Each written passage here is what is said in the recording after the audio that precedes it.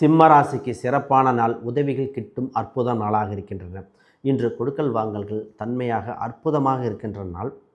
மருத்துவத்துறை சம்பந்தப்பட்டவர்கள் மருத்துவத்தில் புகழ் பெற இன்று அற்புதமாக இருக்கிற நாள். அரசியல் ஆதாயங்கள் உண்டு. அனுகிரகம் ஏற்படுகிற காலகட்டம் இருக்கின்றன. உங்கள் ராசிக்கு 8ஆம் இடத்தில் இருக்கின்ற சனி பகவான் சில மட்டுப்படுத்தி கொண்டா இருந்தாலும் இன்று உங்கள் முயற்சி திருவினையாக வாய்ப்புகள் உண்டு. குடும்பம் சம்பந்தப்பட்ட சின்ன சின்ன கருத்து வேறுபாடுகள் நீங்க அதிக வாய்ப்புகள் உண்டு.